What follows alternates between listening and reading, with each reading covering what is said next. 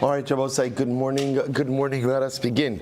Begin by thanking all of our sponsors for this morning. Sure to thank our Talmud Torah sponsor for 5785 Tafshin Peheh, our annual Talmud Torah sponsor, the Tilson family of Eretz Yisrael, for dedicating all the Shurim and Drashos this year as a Zuchos Besoros Tovos for all of Am Yisrael. Our Talmud Torah sponsors for the month of Tishrei, Dr. Linda Weinberg, in loving memory of her husband, Peretz Moshe ben Avram David, and Avram and Shandi Kalman in memory of their parents, Jerome and Bernice Kalman, and Alexander and Frederica David, as well as our Week of Learning sponsors, Rabiel and Natalie Amirian, in memory of Dr. Nahid Neely Esther Ben Malik Zichron Lebracha on the occasion of her yard site. We hope that in the merit of our Talmud Torah, all of the Neshamos have an Aliyah, the families in Nechama, in merit Hashem, our hostages should be returned to their mishpachos, and our soldiers should be successful b'choma seyadeyim, and there should truly be a year of Besoros Tovos for all of Am Yisrael. Well, with that, let us begin. We have a lot to do today, a really great daf ahead of us. Today's daf is Kuf Chav Zayin 127. We are picking up on Akuf Chav Vav 126b, and we are picking up 4 lines up from the bottom. On Rabbi Ami. Rabbi Ami says as follows: Tumtum shenikra v'nikra zachar v'nira zachar v'nimsa zachar. Okay, all right. What a way to start the day. Here we go. Here we go. So nothing gets you going in the morning like a tumtum. So the Gemara says as follows. So tumtum. So remember again, in halacha we always have these 2 categories of tumtum and androgynous. Androgynous is someone who is born with both male and female organs, and a tumtum is someone whose sexual organ is covered up by skin, and therefore again the gender of the person is not immediately known. So the Gemara says, what happens if there's a tumtum shenikra? So then again the we'll call it the membrane or the skin is opened up, and it turns out that it's a boy. So what's the halacha? Eino not al pi shnayim. This boy does not get a double portion for bechar. So in other words, even though it turns out that he's a boy, and again he's a firstborn boy, he does not get pishnayim. Why does he not get pishnayim? Because the pasuk says v'haya haben habachar lisniya. Because the pasuk says. Now the context over here is talking about a man, at the beginning of Parashas Kiseitze. If a man has 2 wives, and remember this is the Yifas Torah, the war bride, and then again he has a child, the second wife, another child, and if it turns out that the eldest child is not his favorite, and he only likes better the second child, he can't favor the second child over the first child, meaning a bachar is a bachar is a bachar. So the Gemara Darshans over here says, V'haya haben ha-bachar l'sniya. And it will be if the bachar, right, the firstborn son, it belongs to the wife who is not as loved. So the Gemara says, Ad sheyeh ben mishas haviyah. So the lashon of haya refers to someone who possesses a particular state from the time that he is born.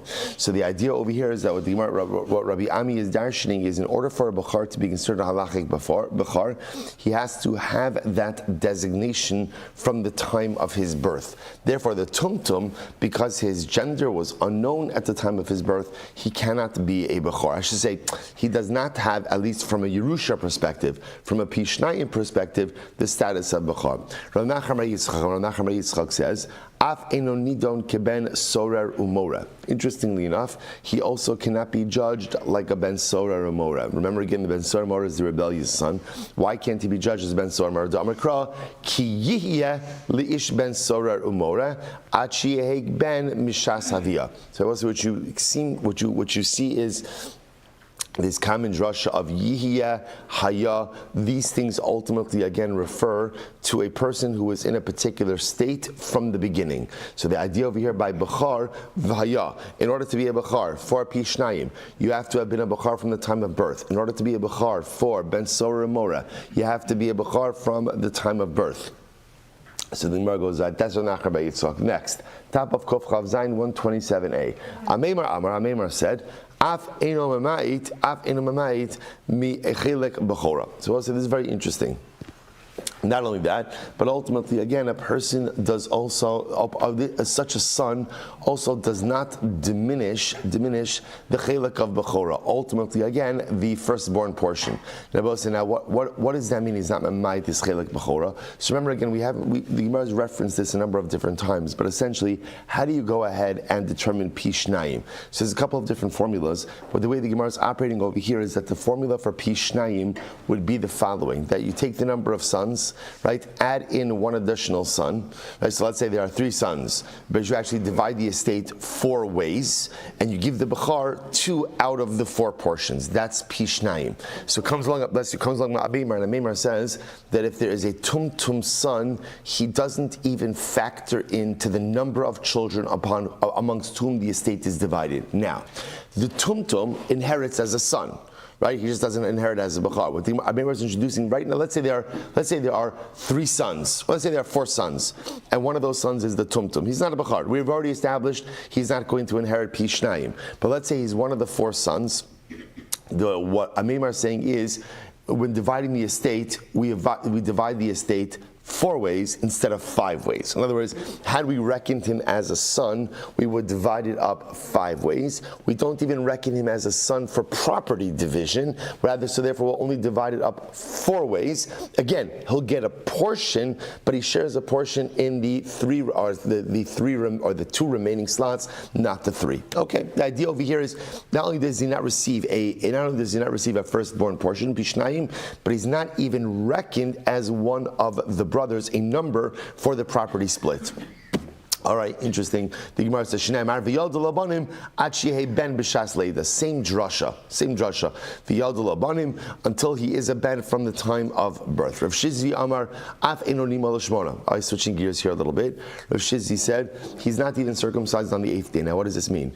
The halacha is that if the 8th day, the Yom HaMilah falls out on a Shabbos, we circumcise even on Shabbos, even though again, bris milah on Shabbos is a malacha.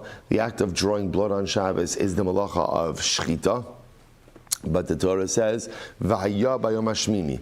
Again, you are mal, you circumcised on day number 8, even if it's Shabbos. So Rav Shizvi says that is not true if it's a tumtum. In other words, let's say the baby's born a tumtum. We find out on day number 4, whatever it is, that it's in fact a zachar, that it's in fact a boy. We're not mal. We don't circumcise a tumtum on Shabbos. In other words, we will not be docha Shabbos to go ahead and be mal a tumtum. Damar kra, why? Because the pasuk says, "Isha kisazriya." V'yolda zachar ubayom hashmini yimol ad shehi zachar mishas leida. So once again, the Torah, now the Gemara is dashing over here this lashon of isha kisazriya v'yolda. If at the time of birth it's a zachar, then ultimately such a milah will be docha Shabbos. But if at the time of birth gender is unknown, then halacha l'maisa, even if it's subsequently discovered before day number 8, you still will not do such a milah like that on Shabbos. So we'll say, what you begin to see over here is a very common thread, which is that there are certain halachas that apply to boys, but only apply to boys who are established boys from the time of birth. So Pishnayim will be one of those halachas. Ben Sorer Umora, one of those halachas, being a son for the division of property, not getting property, but being part of the number that creates the pool through which, based on which the property is divided, or for that matter, again, bris milah on Shabbos.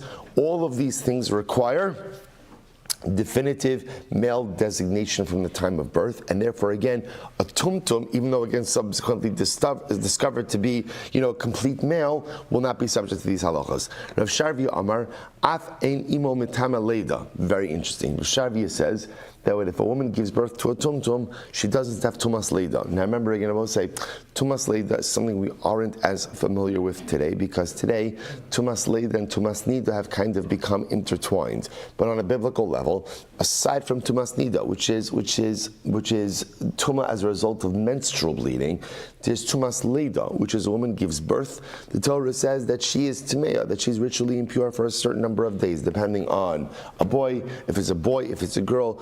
Following those days, there are what we call Yomi Tara, days that the Torah says that she's absolutely tar, beginning of Parashas Tazria. So Rav Sharvia says that if a woman gives birth to a tumtum, she does not have tumas leida. Why not? Amakra Isha kisazria v'yolda zachar v'tama shivas yamim. Once again, the positive woman become pregnant and she gives birth to a boy, she'll be tameh for 7 days. What do you see from here? The Gemara is picking up on that v'yolda zachar. If at the time of the birth we know that it's a boy, then ultimately again there's going to be tumas leida.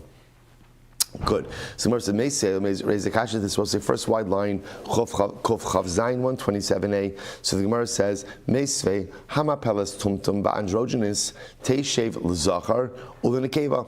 So listen to this. The Brisa says, let's say a woman miscarries, and it turns out that the miscarriage was a tumtum or an androgynous. So that now again, obviously, we don't know the gender of the baby. So because we don't know the gender of the baby, the Gemara says, "Teishev L'Zachar."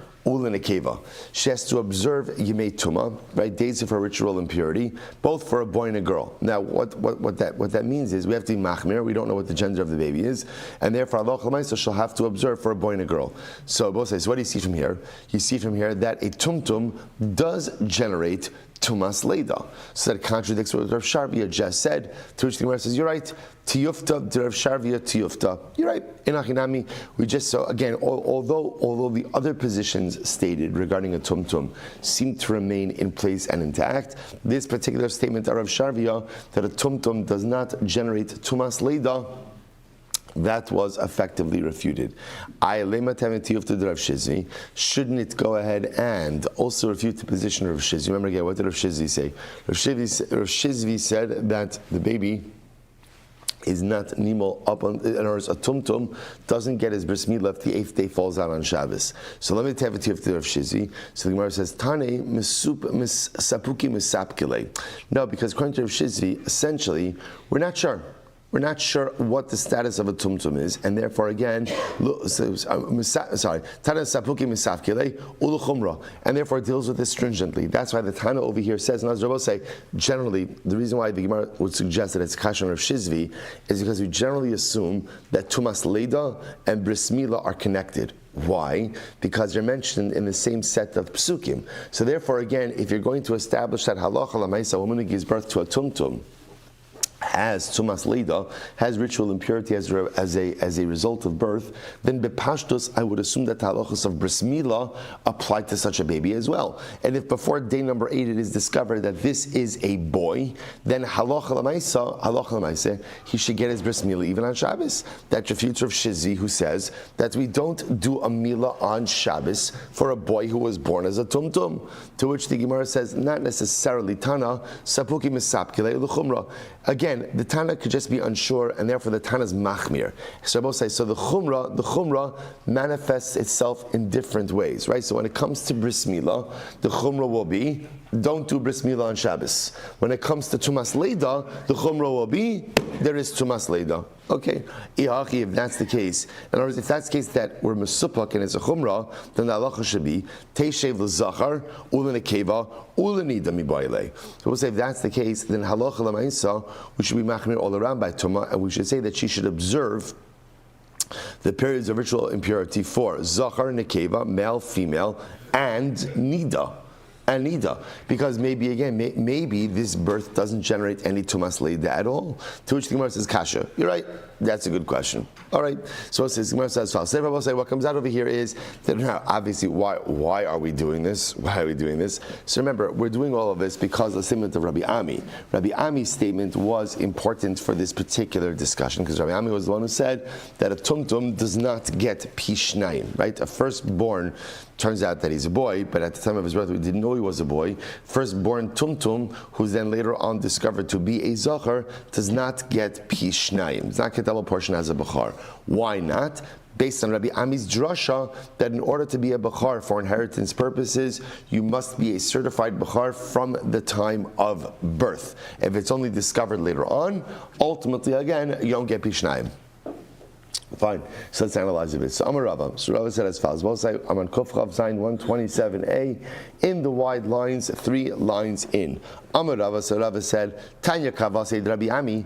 I have a brayso that supports Rabbi Ami. Ben velo tumtum bechar velo safei.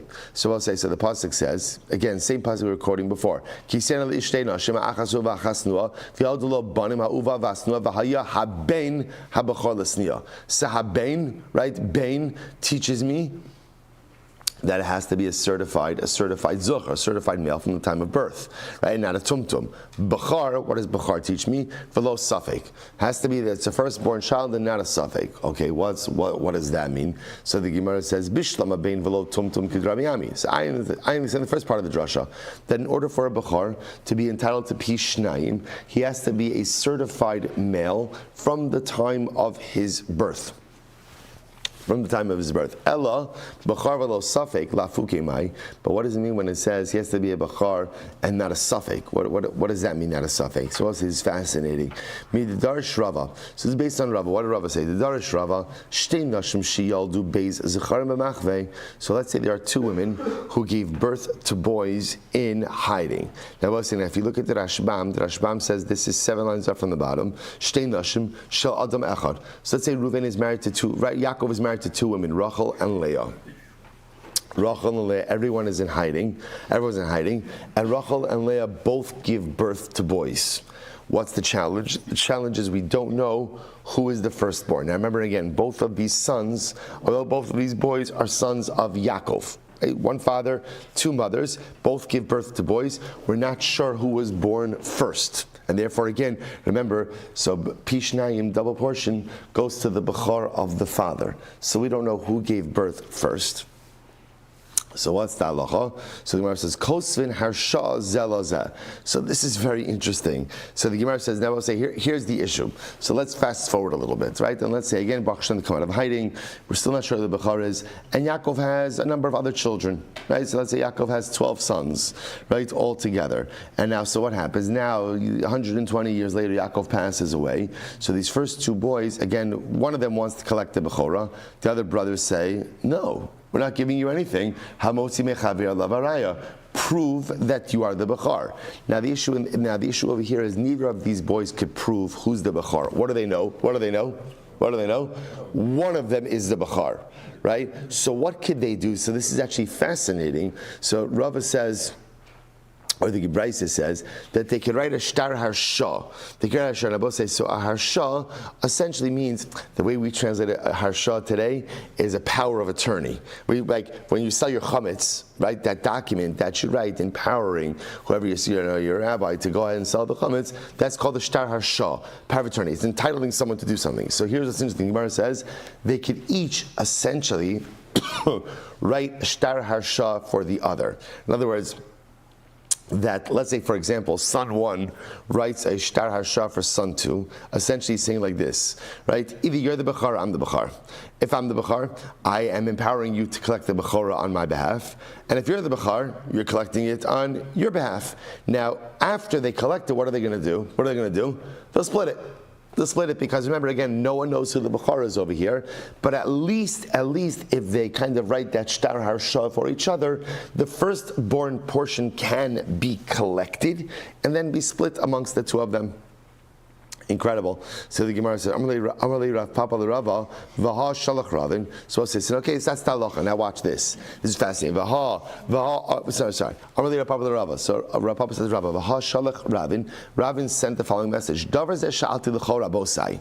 I asked about this case to all of my teachers. V'lo amru li davar. No one said anything about it. Baram kach amru mishum Rabbi Yanai. But yet later on I heard in the name of Rabbi Yanai something very important. Hokru ulebasof nisarvu kosvin harsha zelazeh. Lo hokru ein kosvin harsha zelazeh. So we'll say this is quite fascinating. So Rabbi Yanai qualified this case. He's like, 1 second, hold up. When could these two boys write the shtar harsha? When at some point in time we knew who the Bechar was, and then subsequently there was a mix-up. In other words, for example, right, Yaakov, Rachel, and Leah are in hiding. Rachel and Leah give birth. At some point in time, we know who the Bechar was. Then some type of mix-up happened. Again, they're in hiding. That's why the Gemara sets this up as a case in hiding, where there could be some type of confusion. So we knew who the Bechar was, and then afterwards there was a mix-up about who is the Bechar. That's, Rabbi Yanai says, that's when later on they could write a shtar harsha, the power of attorney one to the other, collect the firstborn portion, and then divide it amongst the two of them. But if it was never known who the Bechar was, they can't write a shtar harsha for each other. Now both say this makes a lot of sense. Why does it make a lot of sense? This loops back to Rabbi Ami. What did Rabbi Ami say? Right, Rabbi Ami said a tumtum can't collect pishnayim. Why not? Why not? Because in order to go ahead and collect pishnayim, you have to be a certified zocher, male from birth. Now, what the Gemara is introducing is there's something additional here, which is you have to be a certified male. What else do you need? There has to be a moment of clarity about who the Bechar was. If there was never a moment of clarity about who the Bechar was, so there was never at any point a certified Bechar, then no one could collect Pishnayim. It's a fascinating almost extension of what we learned. There's even have to be a certified male. There has to be a moment in time where at least, again, for some moment, we knew who the Bechar was. Okay, subsequently it got mixed up. Says Rabbi Yanai says, Hukru, so the Gemara says, Hukru in, lo Hukru, in Kolsin Shtar Shah Zelazeh. Says Rabbi Yanai, as long as we knew even for a moment who the Bechar was, and then there was subsequent confusion, so then they could employ this whole concept of collecting the Shtar Harsha. But if no one ever knew who the Bechar was, in other words, it was confusion from the beginning, then halacha l'maisa, there is no pishnayim. Incredible. So the Gemara says, Uki Rava Amora Ale V'darash. So Rava then subsequently went ahead and darshan. So says, remember again, I just want to point out, Rava was the one who originally said this halacha, right? Now in Rava's iteration of the halacha, he did not mention anything about, we did know the Bechar was, we didn't know. The way Rava set up the case is Yaakov was married to Rachel and Leah. Everybody's in hiding. Rachel and Leah each gave birth to a boy. We don't know who the Bechar is. In order for these boys to collect a pishnayim portion, they have to add a shtar harsha one to the other. Rabbi Yanai said, 1 second. That's only true if at least for one moment we knew who the Bechar was. But if we never knew who the Bechar was, then no one is entitled to go ahead and collect Pishnayim. If you take a look at the Rashbam for just a moment, 5 lines up from the bottom, the Rashbam says, Hokru, Bishas Leida, Afagav Delabasof Nisarvu. So as long as we knew, even for a moment at the time of birth, who the Bechar was, even though the boys were subsequently mixed up afterwards, Sof Nisarvu, Tahavile Bechar Vaday Shah Achas. The Kra Lo Asala Meute Elamai the Dami Tfela Meute could go into Lo Hokru Klal Tahavile Safek B'Shas Leida Tahachi Mashma V'Hayoha Ben Bechar. So we'll say, so this is the same drasha. This is the same drasha as the Tumtum drasha. That's why all of this is coming together. What did Rabbi Ami call it? Rabbi Ami said the pasuk says V'Hayah Haben Habachar. So Rabbi Ami used it to teach us that's what. In order for a boy to inherit Pishnayim, he has to be a certified zocher, certified male at the time that he's born, not a tumtum, who's discovered later on. Now the Gemara is bringing this up. Now comes along Rabbi Yanai, and Rabbi Yanai says same thing over here. In order for a Bechar to collect Pishnayim, V'haya haben Bechar. The identity of the firstborn son must have been unequivocally, positively known at the time of birth, even if it was just for a moment. And then subsequently they got mixed up. But if it was never known who the Bechar was at the time of his birth, then Allah Chalamaysa, there's no Pishnayim. Incredible. So therefore, Rava didn't make this distinction. Rabbi Yanai made this distinction. Look how the story ends. Oki Rava Amora Ale. So listen to this. Rava went ahead and appointed an Amora. Who's an Amora? The Amora is the person, remember again, who would take the Rebbe's statements and go ahead and disseminate it to the public. So sometimes it would be taking a complicated concept and kind of distilling it down to more intellectually digestible pieces that the masses could ingest. And sometimes it was just about taking whatever the Rebbe said and just publicizing it. So Rava went ahead and established an Amora. V'darsh, look what he says. V'darash, dvarim she'amarti lachem taos hein biyadi. Rava said, I made a mistake. Now what Rav is saying essentially is that Allah Chalamaysa, again, I made a mistake. Baram kach ar mishur Rabbi Yanai. So what is correct?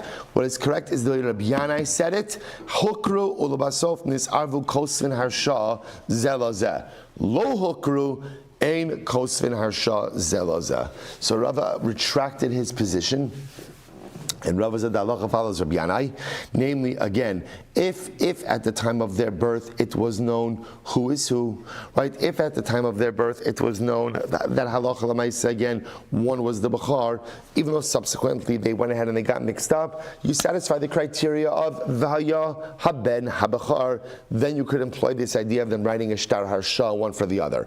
But if there was firstborn identity ambiguity from the beginning, in other words, we never knew who the Bachar was, then ultimately, again, no one has the ability to collect Pishnayim because you have not satisfied the criteria of V'haya Haben HaBachar. Incredible. And I will say that's how the Rambam Paskins as well. I just want to point out how overwhelmingly amazing this is, right? Look at that line. Rava appointed an Amora. And what did the Amora say? Dvarim sha'amarti lachem ta'os hein biyadi. I made a mistake. Sometimes the hardest thing in life is to say that I made a mistake. But the inability to go ahead and say that I made a mistake prevents me from moving forward in life. This is why the Rambam writes in Hilchos Tshuva. Right? Interestingly enough, the Rambam writes, Parak Aleph, Halacha Aleph, the first halacha in Hilchos Tshuva.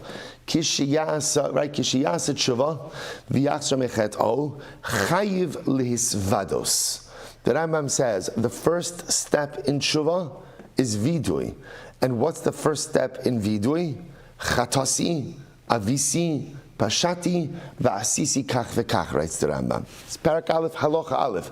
The Rambam says, if there is no admission of fault, if there is no admission of failure, tshuva is impossible. I'll say, do you know what is our biggest obstacle to tshuva? And this is a good time to talk about this because this is right about the beginning of time where we begin, some of us begin our journey of backsliding. Right? We're about, what are we now, 4 days out of Sukkot? So now it's about high time, right? It's Wednesday, middle of the week, first full week back. Here is already the time where we begin to exhibit those 5784 traits, the ones, right, the behaviors that I said I was not going to do, the things I said I was not going to do. And why is that? Why does it happen so quickly? So the truth is, because if we're honest with ourselves, very often when we do tshuva, what we like to do is take on positive things, which of course makes sense. New life initiatives, right? The Baruch Hashem.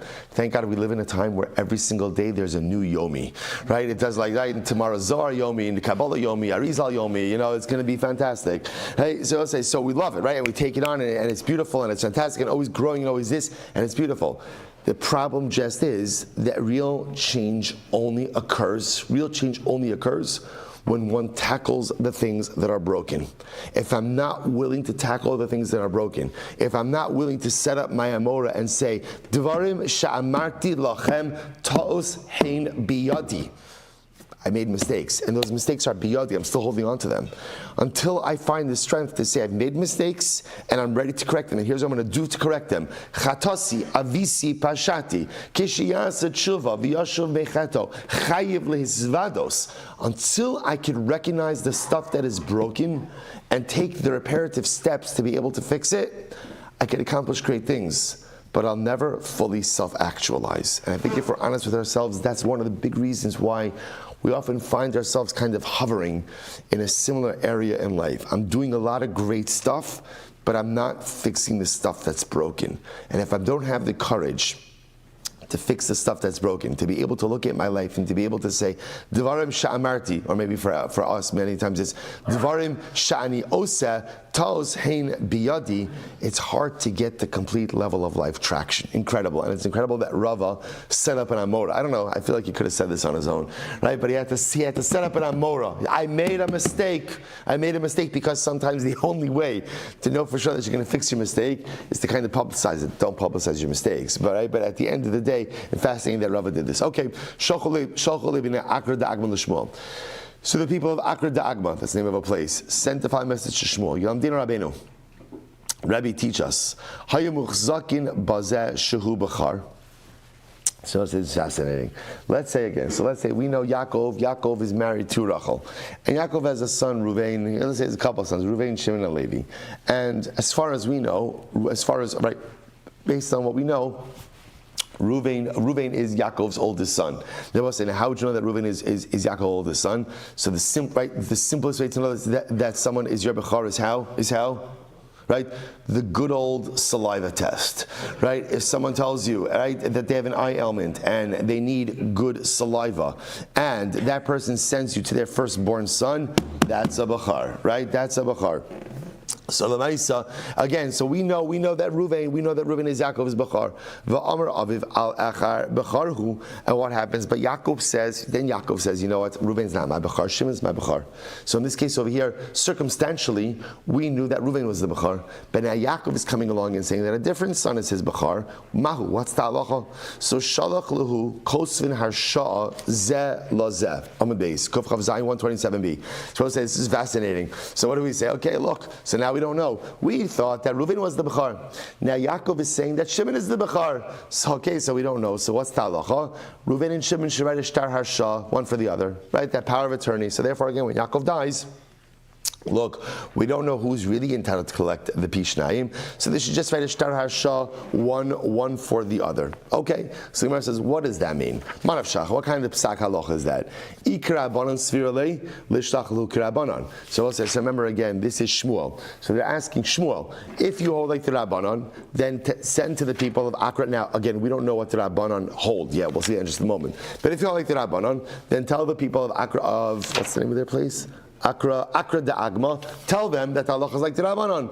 Ik Rabbi Huda, and if you're like Rabbi Huda, Sirlei Lishach Lahu Ki Rabbi Huda. So in other words, what the Gemara is asking is Shmuel, choose a team. Choose a team, decide who you paskin like, and ultimately just send back who you paskin like. Now we don't know what Rabbanon and what Rabbi Huda the Gemara is referring to. We're going to get to that in just a moment. So the Gemara says the truth is, Misapkele, Ik Rabbi Huda, Ik Rabbanon.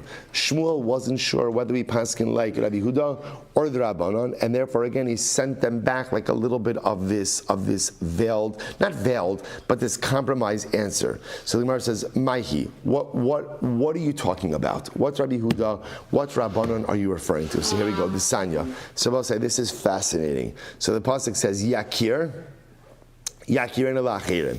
So the pasuk says as follows. Now it's interesting, by the way. Everything goes back to the same pasuk. Remember again, the pasuk of Pishnayim, just to give you the context, right? Beginning of Parashas Kiseitze, Torah says if you go out to war, right? Torah gives the soldier the heter of Yifas Torah, the war bride. Now the Torah cautions and says it's not going to work out well, because what happens? Right, what's right after Yifas Torah? After Yifas Torah is then you marry another woman, and you have two sons, one from the Yifas Torah, one from the other wife. It turns out that you like the son of the second wife more than the son of the first wife. Right? And then remember, by the way, context, after that what happens? Ben Sora or Mora. So this is a whole progression. Now in that second section of the two sons, the Torah says, even though you want to favor the son of wife number two, you cannot. Why? Because the wife of son number one is your Bechar, and as your Bechar, the pasuk says, so the pasuk, Ki es ha-Bechar ben Asnua, the firstborn son, the son of the woman now who you don't like. Yakir, you shall recognize. Recognize what? Recognize that son as your firstborn, and as a result, lases lo pi shnayim. Give him double portion. So this is interesting that the Torah says Yakir. You shall recognize him as the Bechar. So the Gemara makes a fascinating drasha. What does it mean Yakir? Yakirenu la'achirim. Now what does it mean Yakirenu la'achirim? A father has the biblical right to identify who is his Bechar. Right? In other words, the world might think that Reuven is the Bechar, but Yaakov, as the father, has the right Yakir to identify who is his firstborn son. This is right. So the halacha l'maisa, that again, so the Gemara says, Mikan Am Rabbi Huda, they're based on Rabbi Huda said, Ne'eman Adam Lomar Ze B'ni Bechar. So Rabbi Huda says, based on this, again, this is fascinating, right? The father has the right of Yakir to identify to the world who is the Bechar. So therefore Rabbi Huda says, based on this, a father is believed to say, this son is my Bechar. Now, again, just to amplify the Chiddush a little bit, even if the world circumstantially knows or feels that Reuven is the Bechar, right, based on whatever it is, years of observation or whatever else, everyone always thought that Reuven is the Bechar. If Yaakov comes along and says, Shimon is my Bechar, Yaakov has that right. Fascinating. So the Gemara says, right, and by the way, look at the Rashbam, the last white line, the Rashbam says, Ne'eman Adam Lomar, v'af api shemachzikin acher bebechar. Now what's the Chiddush from Rabbi Yehuda? The Chiddush from Rabbi Yehuda is that even though, again, we have a chazaka that someone else is a Bechar. In other words, we've known the family of Yaakov for years, and as far as anyone ever knew, Reuven was always the firstborn son. So there was a chazaka. If one day Yaakov shows up and Yaakov says, no, Shimon is my Bechar, Rabbi Yehuda says, Yakir, a father has the power to identify his firstborn son. Okay. And the same way that a father is believed to say, this is my firstborn son.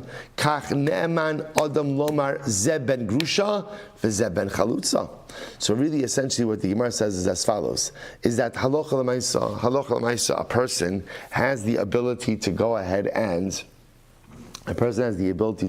and identify the genealogical state of his son. So let's say again, Yaakov was a Kohen, and Yaakov says, it's Reuven, unfortunately, again, had an unsanctioned marriage, and Yaakov's mother was a Grusha or a Chalutza. As a result, Yaakov is a Chalal, right? He's a Chalal. So again, Reuven is a Chalal. Yaakov is believed to go ahead and say that. Okay, so we'll say that's incredible. So in other words, what Rabbi Yehuda is highlighting is this ability, this yakir right, or ability of a father to go ahead and testify about the genealogical state of his son doesn't only apply in a positive way. In other words, to say that Shimon is a Bechar, it also has the ability to do it in a way that genealogically compromises him, to say that he's a Ben Grusha, Ben Chalutza. Okay, that's Rabbi Yehuda. The Chum say, Eino Ne'eman. Chum say, absolutely not. Absolutely not.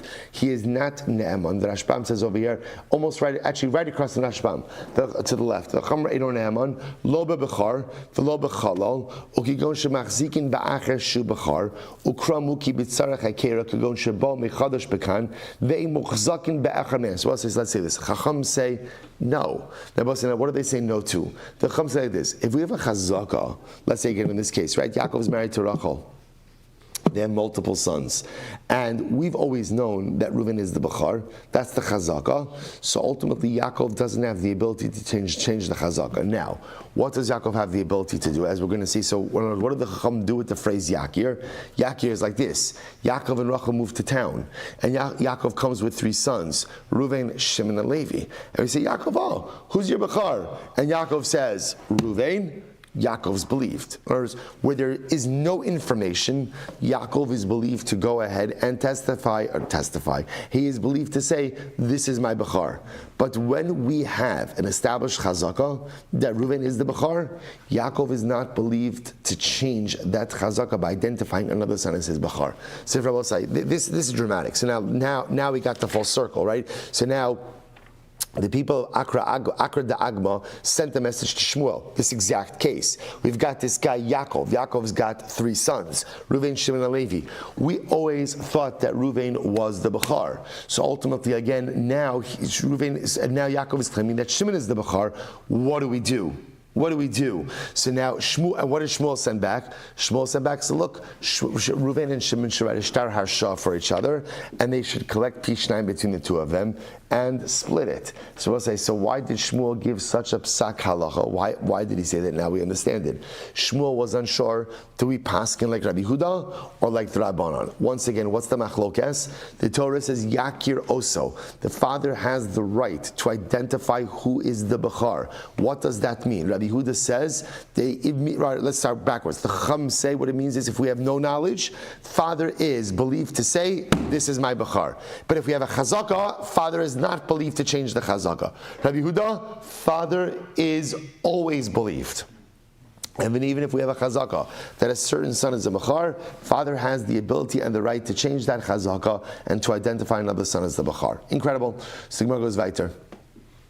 The Gemara says, "Bishlam Rabbi Yehuda, Hanu Dichsiv Yakir." So according to Rabbi Yehuda, I understand when the pasuk says Yakir El Rabbanan Yakir Lamali. But according to Rabbanan, what do you do with Yakir? Is what we just said before. But it's Sarach HaKeira. No. In the case where we don't know any information, right? Let's say again, Yaakov and Rachel moved to town. They have 3 sons. We don't know who the firstborn son is. We say Yaakov, who's the firstborn son? He says Reuven, or whoever he says. There we believe the father. So where there is no information, the father is believed to clarify it. But where there already is quote-unquote established information, the father is not believed to change that. Incredible. So Lamai Hilchasa. So we'll say, so ultimately again, for what's the ramifications of all of this? So the Gemara said, "Lemisvalo pishnayim." We know what the ramifications are. The ramifications are to get pishnayim, to get double portion. The Gemara said, "Lo yehe ela acher ilu ba lemisvale b'matana mi lo yavile." So we'll say, so I don't understand. Why should this be any different? Why should this be any different ultimately again than if anyone else were to come and to claim something? You can't give something that you don't possess. Lo tzricha b'nechasim shenaflu lo me'achar mekan. No, what could we be talking about? We could be talking about ultimately again possessions that came, the chasim that fell to him afterwards. In other words, after he made the declaration. Rabbi Meir Da'amar Adam Makna Davar Shalabali Olam Yakir Lamali. And according to Rabbi Meir, who says that you can be makna things even if they're not in your possession yet. Davar Shalabali Olam. What does he use Yakir for? The Gemara says B'nechasim Shenafalo Kishu Goses. It will refer to ultimately property that falls to the father when the father is a Goses. In those circumstances, if Yaakov is a Goses, he has the inability to convey anything, and therefore going to marry you the drasha for that. Okay, fine. So we'll say, so bottom line, we're left with ultimately this machlokes between Rabbi Huda and the Rabbanan about the ne'emanos of a father. How do we paskin? So the Rambam actually paskins like Rabbi Huda. That Allah Chalamaysa, father is always believed to say B'ni B'chori. He's always believed to say that this is my firstborn son. And therefore again, Allah Chalamaysa, even if we had a chazaka that Reuven was the firstborn son, if Yaakov comes along and says Shimon is my firstborn son, father is believed. An incredible power that father has, ultimately to determine who is the Bechar, at least for Nachala purposes, at least for inheritance purposes. Incredible. Tanrabanan. So we'll say some more interesting cases about this. Let's say we had established that a certain child is a Bechar. Okay, so right, Reuven's married to Rachel. They have 3 sons. Yaakov's married to Rachel, 3 sons, Reuven, Shimon, and Levi. We've always assumed that Reuven is the Bechar. That's the Chazak.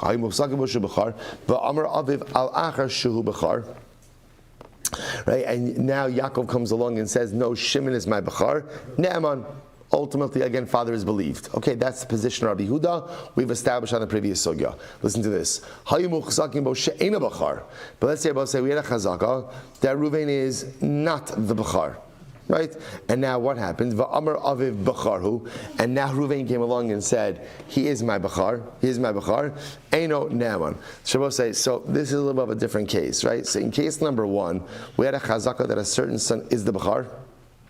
Right, and now father comes along and says, no, that's not my Bechar. Shimon is my Bechar. Father is believed. What happens in a second case where someone had a chazaka that he's not a Bechar? Right? So in other words, he has a non-Bechar chazaka, and now father comes along and says, no, that kid is my Bechar. He's not believed. He's not believed. So what says the Gemara says those are 2 contradictory statements. In other words, if a father is believed, he's believed, no matter which way the designation goes. And if he's not believed, he's not believed. So the Gemara says, you're right. Reisha Rabbi Yehuda, v'Sefer Rabbanon. Very interesting. About say in this brayso over here. In this brayso, ultimately again, the first part is Rabbi Yehuda, the Reish Rabbi Yehuda, and therefore that reflects the view that a father is always believed to identify who is the Bechar, who is not the Bechar, and the safe is the Rabbanon. The Rabbanon hold that what? Once there is a chazaka, a father does not have the credibility or ability to undo the chazaka. Incredible. We'll say, let's just begin the next section. Avdihu, the Chazar va'amra benihu. I'm sorry, Amra Yochanan. Amra benihu, the Chazar va'amra avdihu enon. So listen to this. Rabbi Yochanan says as follows. Right? Yaakov is married to Rachel. They have a son, or 3 sons, Reuven, Shimon, Levi. Right? He says, Reuven is my son. And then he goes back and he says, you know what? No, it's not true. Reuven is my Eved. Reuven is my Eved. He's my servant. What's the halacha? Eino ne'eman. he's not believed. Now look at the Rashbam for just a moment.